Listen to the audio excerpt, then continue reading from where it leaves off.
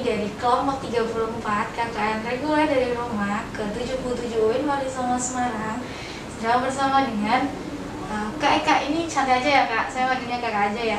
Kak Eka untuk membahas terkait judul tentang tak kenal maka tak kebal Kak. Jadi nanti saya sebagai moderator di sini ya Kak ya.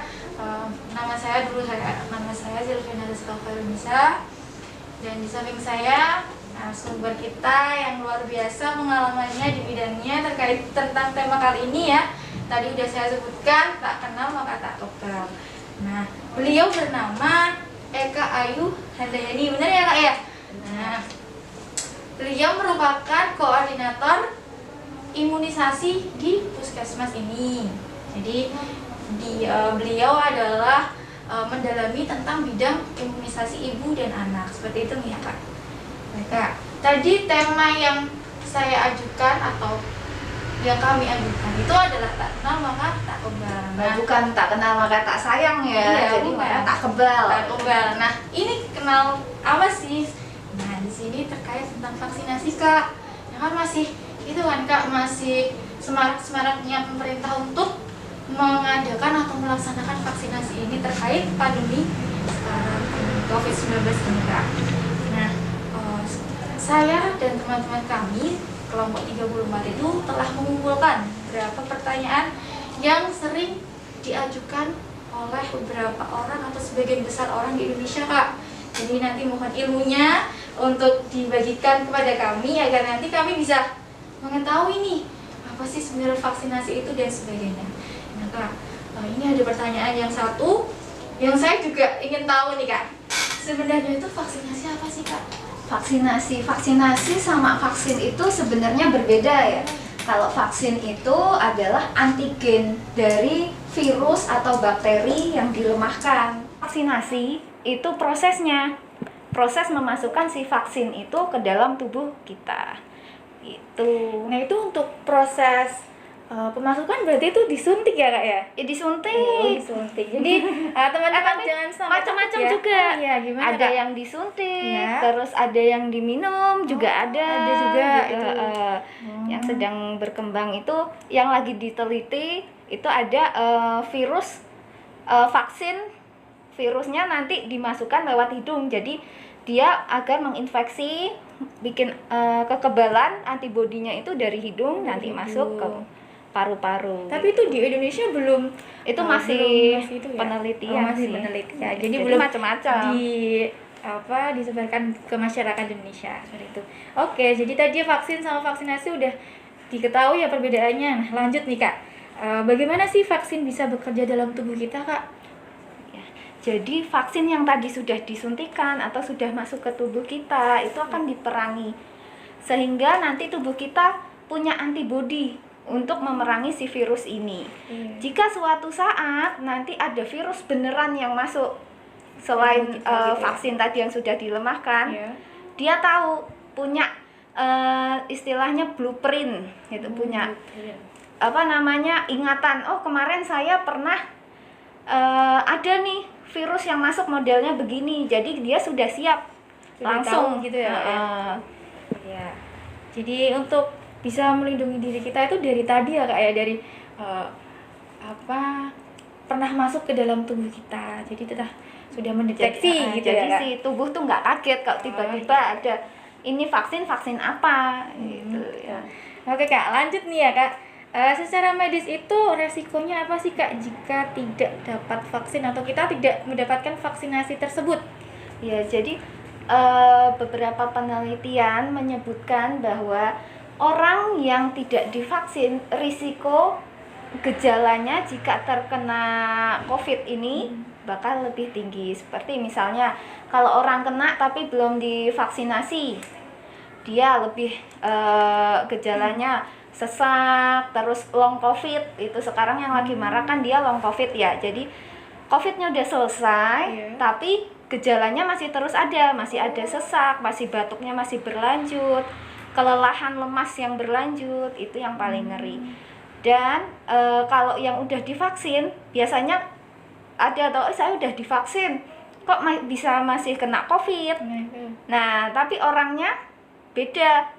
ya toh, dia masih bisa beraktivitas, dia kadang masih bisa kerja, masih bisa biasa aja gitu. Jadi beda gitu ya Kak, Beda, kekebalannya gitu kekebalannya. ya antara yang sudah divaksin dan yang belum divaksin, seperti itu ya Kak. Iya. Oh iya iya. Lanjut ya Kak, kita pertanyaan selanjutnya. Untuk vaksinasi sendiri itu untuk balita nih Kak, itu tuh gimana sih Kak? Apakah balita itu berhak untuk divaksin atau balita enggak dulu deh gitu? Gimana sih Kak? Untuk vaksin COVID loh ya, Iya. bukan vaksin balita Pada umumnya, dasar lengkap ya. itu bukan ya. Kalau untuk vaksin COVID memang masih dalam penelitian. Misalnya kayak Sinovac. Iya. Sinovac memang sudah diteliti itu di bawah 11 tahun dia sudah meneliti pada fase tahap 3. Pfizer juga sudah dalam penelitian fase tahap 3 tetapi untuk anak 5 sampai 11 tahun. Lalu untuk tergantung ininya jenis vaksinnya. Nah, misalnya dia Astra tidak diperuntukkan oleh di bawah 18 tahun gitu. Oh seperti itu. Jadi ada jenisnya sendiri-sendiri yang diperuntukkan untuk rentan usianya Usia. gitu. Iya. Oke Kak. Lanjut nih ya Kak. Selanjutnya itu setelah kita vaksin nih Kak, Ya. itu apakah kita kebal terhadap COVID atau malah nanti juga kena COVID setelah divaksin? Apakah bisa? Oh, ya jelas beda. Kena COVID setelah divaksin kemungkinan ada karena vaksin itu jangka perlindungannya maksimal antibodi terbentuk tinggi-tingginya itu kayak misalnya Sinovac dia 28 hari pasca suntikan kedua. Nah, kalau misalnya dia terkena COVID sebelum suntikan kedua, misalnya kemarin tuh saya baru suntik vaksin 1 tapi kok masih bisa kena COVID, gimana? Ya jelas karena antibodinya belum melindungi secara sempurna. Jadi kalau untuk vaksin 1 dia hanya istilahnya mengenalkan tubuh nih loh, ini ada virus seperti ini. Nah, responmu bagaimana? Nah, nanti yang kedua itu boosternya dia bagus untuk meningkatkan antibodinya tinggi-tingginya seperti itu. Jadi masih kena ya jelas mungkin. Karena kan semua vaksin itu nggak melindungi 100% ya dia. Efektivitasnya tiap vaksin itu berbeda-beda. Iya, iya. Dan juga yang paling penting, yang paling utama sebetulnya bukan vaksinnya, tapi prokesnya kita, ya kan 3M, 5M tetap harus dijalankan. Jadi dari diri kita sendiri juga ya Kak ya. Kalau diri kita prokesnya tertib, berarti kita terhindar jauh dari terkena COVID. Seperti itu ya Kak ya. Mungkin lanjut nih Kak nih. Nah, tadi Kak Eka bilang antara dosis 1 dan dosis 2. Nah, di wacana di luar atau saya pernah ke dokter nih Kak. Beliau sudah melaksanakan dosis ketiga. Nah, dosis ketiga ini tuh diperuntukkan untuk siapa saja? Apakah masyarakat umum itu juga nantinya mendapatkan dosis ketiga atau bagaimana? Iya. Jadi beberapa masyarakat juga udah tanya-tanya nih, kapan nih saya bisa vaksin ketiga gitu. Sedangkan sekarang programnya pemerintah masih mendahulukan faktor risiko tinggi untuk tenaga kesehatan vaksin ketiga ini. Nah, nanti adakah kemungkinan nanti orang bakal divaksin ketiga? Ya jelas ada kemungkinan, tapi mungkin yang pertama adalah faktor setelah nakes itu misalnya tenaga pendidik, kemudian lansia bertahap seperti kemarin, ada tahap 1, tahap 2 seperti itu. Jadi nggak semua bakal langsung disuntik tahap 3 karena memang ini untuk beberapa daerah saja belum vaksinnya belum merata. Oh iya iya. Kayak yang daerah terpencil gitu juga belum gitu ya Kak ya. Nah, tadi terkait dosis ketiga ya Kak. Berarti itu diperuntukkan atau diutamakan untuk yang tenaga medis terlebih dahulu karena beliau itu menangani secara langsung pasien-pasien seperti itu. Nah, untuk saya juga dengar-dengar nih Kak, maaf nih rada keluar dari pertanyaan yang dibuat. Itu pernah ada wacana kalau ayo vaksin sekarang, nanti kalau misalnya nggak vaksin sekarang tuh dalam jangka panjang itu vaksin itu bayar loh gitu. Nah, itu bener nggak sih Kak? Iya. Untuk kedepannya ya kita kurang tahu ya karena kemarin sempat ada wacana untuk beberapa yang dia bekerja di perusahaan itu ada namanya vaksin gotong royong. Tetapi sekarang semua vaksinasi untuk COVID ini harus digratiskan. Makanya gotong royong itu sudah dihapuskan juga. Tapi untuk sekarang masih untuk 2 dosis. Untuk selanjutnya, nah kita tidak tahu. Ya, seperti itu. Oke. Selanjutnya ada pertanyaan lagi nih Kak. Nah, tadi bagaimana jika seorang yang terpapar COVID, tapi dia mengetahui terpapar COVID-nya itu setelah dia divaksin. Jadi udah divaksin nih kan, katanya orang itu divaksin itu harus sehat dulu. Nah, saat dia terkena COVID, tapi dia divaksin itu gimana Kak? Sebenarnya kalau orang terkena COVID terus divaksin sebenarnya nggak ada efek samping apa-apa. Mungkin hanya efek samping nyeri pada tempat suntikan, demam seperti itu. Tapi ya kita harus menyarankan harus benar-benar sehat, karena kalau imunisasi itu kan harus benar-benar sehat ya. Kalau misalnya dia dalam keadaan sakit, drop, nanti ketika dimasukkan antigen tadi bisa nambah drop, ya kemungkinan bisa. Terus kalau sekarang jarak yang dibolehkan untuk orang terkena COVID sampai dia sembuh, berapa bulan sih dia boleh disuntik kembali? Nah, vaksin lagi. Untuk PPDI itu menjelaskan 1 bulan sudah bisa, 1 bulan sejak dinyatakan negatif. Tetapi tergantung kebijakan tiap daerah masing-masing. Ada yang dia karena vaksinnya belum merata, dia menganjurkan 3 bulan setelah divaksin, seperti itu. Tapi untuk beberapa kota besar yang ketersediaan vaksinnya sudah banyak, dia sudah menerapkan 1 bulan sejak dinyatakan negatif sudah bisa vaksin 1 atau melanjutkan vaksin 2. Oh, begitu. Jadi tergantung daerahnya masing-masing juga ya Kak. Nah, untuk tadi kan Kak Eka menyinggung tentang jenis-jenis vaksin nih Kak. Yang ini tentang vaksin COVID ya Kak. Tadi ada beberapa jenis. Nah itu setiap orang divaksin, disuntik itu kadang terkena efek samping. Nah untuk efek samping sendiri itu setiap seorang itu apakah berbeda-beda atau gimana sih Kak? Ya, berbeda-beda dan tergantung jenis vaksinnya juga. Misalnya ada Sinovac yang rendah ya. Nah, Sinovac yang paling rendah memang paling hanya nyeri di daerah lokasi suntikan, terus hanya mual seperti itu. Tetapi untuk yang Astra ada sampai dia pusing, demam menggigil, demam tinggi, itu ada Moderna sampai ada yang diare, itu ada, terus lemas seharian, itu sering kalau Moderna. Oh, itu berarti juga tergantung jenis vaksin yang dimasukkan dalam tubuh kita. Oke Kak. Selanjutnya Kak, ini juga ada keluar sebentar ya Kak dari pertanyaan yang saya ajukan. Kan ada nih Kak, misal seseorang itu dosis 1-nya dari dosis keduanya itu kan minimal 28 hari Kak. Nah maksimal kan 56 hari ya Kak. Nah kalau misalnya dosis 1 sama dosis kedua itu lebih dari 56 hari itu bagaimana Kak? Untuk penelitian sih untuk sementara kan 56 hari ya. Lebih baik suntik daripada tidak sama sekali, ya kan? Dan setiap vaksin beda-beda, kayak misalnya untuk Sinovac dia minimal 28 hari, tetapi untuk Astra dia minimal 8 minggu seperti itu. Moderna 28 hari, sedangkan Sinopharm itu 21 hari. Jadi tergantung sendiri-sendiri jenisnya. Jadi kalau misalnya seperti itu masih boleh divaksin yang kedua gitu ya Kak? Iya, boleh daripada tidak sama sekali. Kayak orang kena COVID.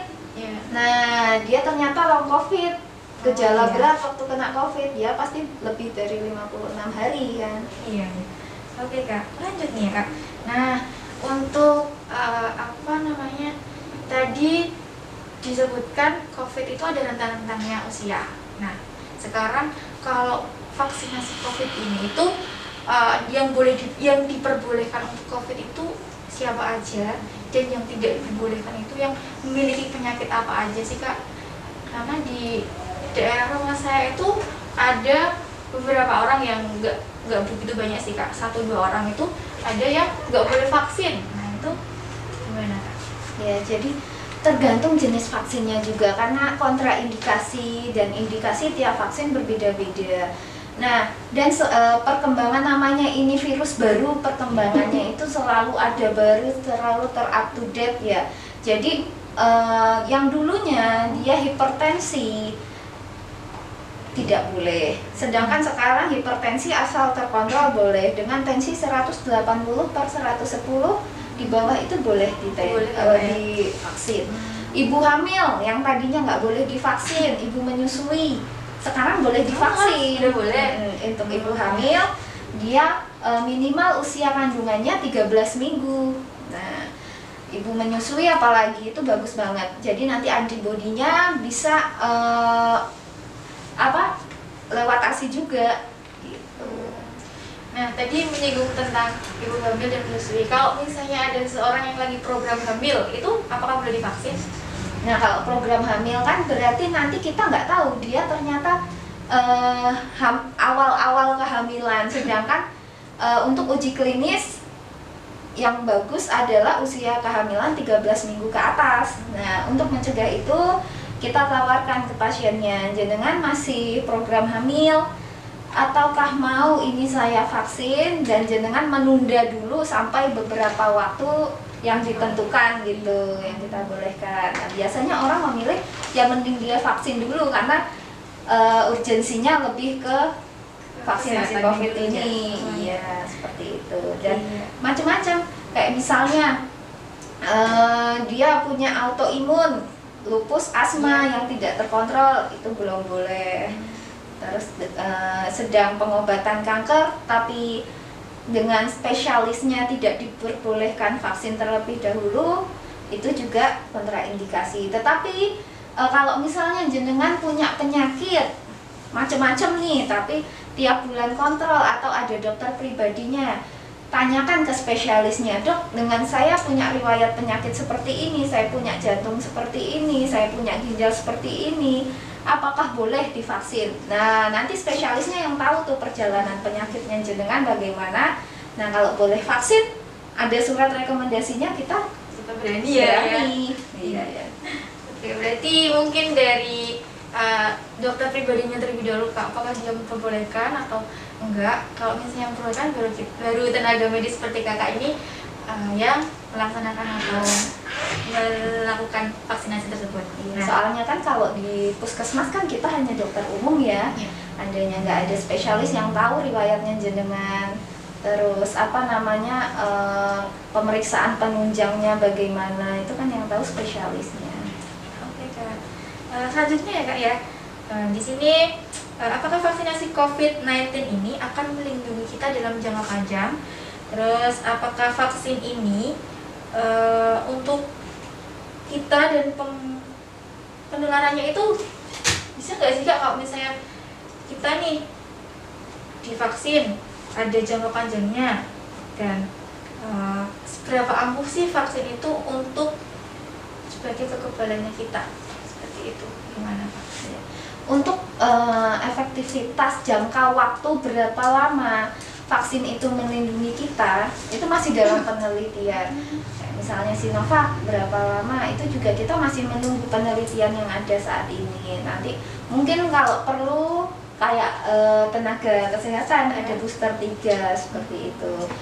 Jadi semua nunggu penelitiannya. Karena kan semua ini baru ya. Iya, kita semuanya baru ya, Kak ya. Oke, lanjut ya, Kak ya. Setelah meninggalkan vaksinasi, apa yang harus kita lakukan jika tubuh kita itu mengalami keluhan atau reaksi seperti yang tadi dijelaskan Kakak? Ya, jadi banyak nih yang habis divaksin ternyata tangan saya kemeng, bagaimana, pegal. Nah, kalau jenengan nggak merasa itu suatu hambatan, terus jenengan nggak bisa melakukan aktivitas, bisa kompres air dingin, kompres es seperti itu bisa, atau minum paracetamol kalau misalnya demam di atas 38 derajat itu bisa minum paracetamol. Tetapi jika dalam 2 atau 3 hari gejala memberat, terus jenengan nggak bisa melakukan aktivitas seperti biasanya, bisa menghubungi vaskes terkait. Iya, laporan seperti itu ya. Baik Kak, lanjut ke pertanyaan selanjutnya ya Kak ya. Mungkin ini pertanyaan yang sering juga dipertanyakan oleh masyarakat di Indonesia, karena sebagian besar masyarakat di Indonesia itu adalah muslim Kak. Nah, untuk vaksin itu sendiri apakah sudah dipastikan kehalalannya atau bagaimana sih Kak? Iya, banyak yang bertanya memang vaksin ini haram atau halal. Jadi sebenarnya MUI itu sudah mengeluarkan fatwa MUI nomor 2 tahun 2021 tentang kehalalan vaksin ini. Jadi memang lebih banyak manfaatnya daripada buruknya. Seperti misalnya ular dimakan kan haram ya sama kita. Tapi kalau dalam keadaan urgent kita di suatu pulau dan gak ada makanan, terus kita ketemu ular kemudian dimakan kan tetap halal Ya, dimakan ya. Iya, jadi seperti itu. Oke Kak, jadi udah dijelaskan nih terkait kehalalan dari KK. Oke, lanjut pertanyaan selanjutnya Kak, berapa dosis dan interval yang dibutuhkan untuk vaksinasi COVID ini Kak? Untuk berapa dosis dan intervalnya berapa tergantung jenis vaksinnya itu tadi. Kayak misalnya Sinovac yang dianjurkan saat ini adalah 2 dosis, kemudian jaraknya 28 hari. Kemudian kalau untuk AstraZeneca itu tetap 2 kali, tapi jaraknya dia lebih panjang, 8 sampai 12 minggu. Terus kemudian untuk Sinopharm itu jaraknya 21 hari dengan dosis kedua. Kalau Moderna dia sama kayak Sinovac seperti itu. Jadi rentan antara dosis 1 dan dosis 2 itu berbeda gitu ya Kak, setiap jenisnya. Oke, ini pertanyaan terakhir nih Kak. Jelas ya. Apakah vaksin COVID ini bisa diberikan bersamaan dengan jenis vaksin yang lain Kak? Nah, dalam pertanyaan COVID, di lembar screening COVID, kalau misalnya jenengan mau vaksin biasanya dikasih lembaran nih. Kemudian ada pertanyaan, apakah dalam 1 bulan terakhir pernah menerima vaksinasi lainnya? Nah, untuk vaksin COVID ini sendiri, jarak minimal diberikan vaksin 1 dengan vaksin COVID ini itu minimal sebulan. Seperti itu. Jadi nggak bisa bersamaan. Kalau misalnya ternyata kemarin baru suntik vaksin influenza, kalau belum sebulan belum boleh. Takutnya nanti ada reaksi KIPI namanya, ya KIPI dari vaksin ini. Lah jenengan reaksi KIPI ini benar dari vaksin influenza atau COVID. Nah itu takutnya gitu. Soalnya kan COVID ini juga tergolong baru ya vaksinnya. Jadi kita nggak tahu, masih dalam penelitian juga efek samping vaksin COVID ini apa, seperti itu ya, masih dalam penelitian. Oh seperti itu, berarti ada screeningnya dulu ya Kak, berarti kan ada di lembar pengajuan COVID itu, vaksinasi COVID, apakah udah vaksin lain atau belum, atau dalam jangka sebulan itu divaksin jenis apa, seperti itu ya Kak ya? Mungkin itu saja Kak pertanyaan dari kami. Terima kasih sekali atas ilmu yang diberikan. Sama-sama. Saya juga mohon maaf kalau misalnya nanti ada salah kata, salah pengucapan, ataupun ada salah info, karena terus ada pembaruan dari ilmu COVID ini ya, dari vaksinasi ini juga, karena ini terbilang baru. Mohon maaf sekali lagi. Terima kasih sekali Kak atas berbagi ilmunya. Semoga ilmu yang diberikan Kak Eka ini dapat bermanfaat untuk kita semuanya dan dapat kita ambil hikmahnya, seperti itu. Mungkin itu saja dari saya. Apabila saya terdapat kesalahan kata ya Kak, yang mohon maaf. Akhir kata dari kami, wassalamualaikum warahmatullahi wabarakatuh.